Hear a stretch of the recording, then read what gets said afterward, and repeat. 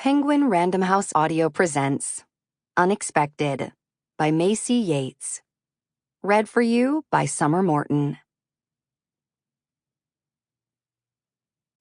For my husband, maker of many meals, washer of many dishes, hero of my heart, I love you always. Chapter 1. So, when are you getting married? So, Kelsey, when are you getting married? Kelsey fought the urge to stab her own thigh with one of the fancy forks that her sister had selected so carefully for her special day. She could see the question forming in all of her well-meaning relatives' eyes before the words made it from their minds to their lips. Well, Aunt Addie, I've set the date for 5 years from now. With any luck, I'll have sunk my claws into some unwitting victim in just enough time to pick out china patterns. Someday, she said, pasting a smile on her face, one she hoped looked happy and not like she was contemplating homicide. It was such an idyllic setting. Her family's Eastern Oregon ranch, the field bright with grass and yellow flowers, and she was as miserable as she could ever remember being. She looked back up at her aunt, who was contemplating her a bit too carefully. Don't say on the shelf. Don't say on the shelf. You're nearly on the shelf, dear, her aunt said with a chuckle. Kelsey eyed her fork. I like the view from up here, she said. She was 30. 30 wasn't old. 30 was just starting to come down from the post-college young professionals club scene. 30 wasn't even remotely ready to shackle yourself to someone until divorce did you part. Or so she'd heard. She hadn't made it to the divorce. She hadn't made it down the aisle. She'd made it into the bedroom she'd shared with her then-fiancé to find him doing some very inappropriate things with another woman. But no one was giving her any credit for that. She'd been too young then anyway. There were a lot of women who married older, and statistics suggested those marriages were likely to be more successful. She knew that. Heck, she clung to that. But something in the water in her rural Oregon town had compelled most of her friends to get married right out of high school. The other stragglers had been caught up sometime before their mid-20s had hit, and she felt like the odd one out in a big way. Even more now that the last of her younger sisters had just done the deed. At 20. Bitch. Okay, she didn't really think her sister was a bitch, but she was feeling a little bit bitter as the reception wore on. Plus, the bridesmaid dresses were yellow, and she looked horrible in yellow. Kaylee knew that, and she'd picked it anyway. You look... I was going to say great, but you actually look really grumpy. Kelsey looked over her shoulder and up at the broad frame of her very best and last single friend, Alexa Lambert. Thanks, Alex, she snarked. Shouldn't you be over there trying to catch a bouquet? Hell no. Alexa, dressed in black pants and a black top, looking so out of place, sat in the chair beside her. Avoidance, huh? Why do you think I moved across the country? To get away from this kind of thing. Honestly, none of my friends in New York are married yet. Shacking up, maybe, but married? No. I moved to Portland, Glamour Central, Alexa said wryly. I want to be close enough to visit still. All my sisters started having babies and, yeah, the baby thing. Doesn't get me gooey like it seems to do for most women. I'm avoiding babies. Kelsey wasn't in baby avoidance mode. Babies did make her gooey. She wished they didn't.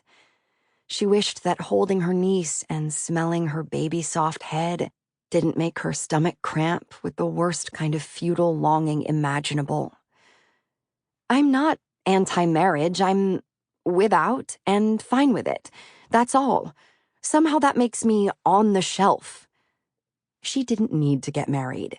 She had bad taste in men anyway. But what she did want was a family, which made all of this an awful tease.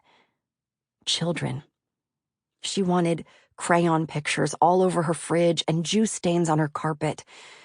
Okay, she didn't want juice stains on her carpet, but she was ready to deal with them. She thought about the brochures buried in her desk back at her house. Brochures she'd stuffed in a drawer 6 months ago and tried to forget about. Artificial insemination. The chance to have what she wanted without the part she didn't want. To have her own child. To feel her baby move inside of her. Her OBGYN had reminded her just recently that her fertility wasn't getting better with age. Yet another person out to make her feel like the world was passing her by while she worked and aged. Except that her doctor had a valid medical point. A scary one. She looked at all her nieces and nephews running around in the grass, barefoot, filthy, and adorable. Her sister JC was hugely pregnant and trying to chase her 3-year-old son, who was holding a dirt clod and most likely had evil intentions.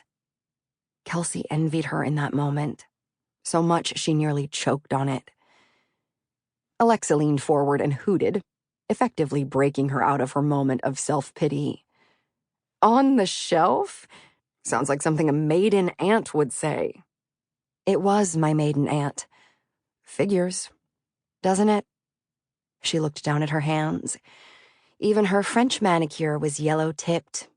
She looked like a freaking daisy. It's worse because of the whole Michael thing. If she'd never been engaged, maybe they would all just assume she didn't want to get married. No, that wouldn't really help. But it would have helped her. It would have made her feel less like a failure. That was like 5 years ago. 6, Kelsey said. 6 years ago. I'm sort of glad it didn't work out, Alexa said. Why is that exactly? Don't make me take back that other half of our best friend's heart necklace. Because he was a jackass who was screwing another girl behind your back. Kinda in front of me at the end. Alexa nodded.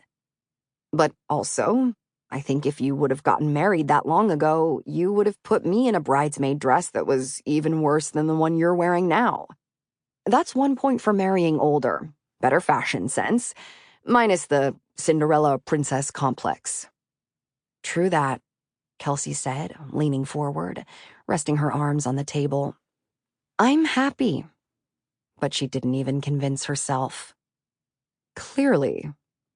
Well, I'm happy when I'm not sitting at the family table by myself, fielding questions from well-meaning relatives. I have a career. I get to work from home, in my PJs. I win the game of life. This is probably why you haven't met a guy. Kelsey smacked the table with her palm, sitting up straighter. That, and I don't need one. I've been there, done that. Didn't make me happy, did it? No, because he was a jackass. Yes, he was. But my point is, I'm living my life.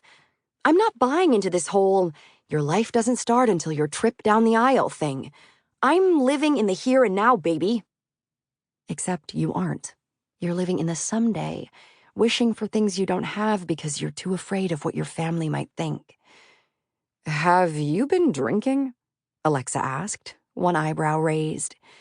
When you start calling me baby, I assume you've been drinking. Kelsey frowned. There's no alcohol here. Your sister really does hate you. She doesn't. I'm happy for Kaylee. I am. I just wish you were happier for you. Wasn't that too keen an observation? Darn Skippy. Ah, look, bouquet toss, Alexa said, false enthusiasm all the way. I'm staying over here. It would be adding insult to injury to get up there and try to mow over a bunch of teenagers to catch that thing. It would completely negate the cool facade of disinterest I have going on. Is that what you have going on? Yes, that's exactly what I have going on. Ah, yeah, I don't believe you, Alexa said, her lips curved into a smirk. Kelsey watched her sister, her baby sister, stand in the middle of the lawn, her white dress making her look like an angel, all blonde hair, blue eyes, and big grin. She... Sample complete. Ready to continue?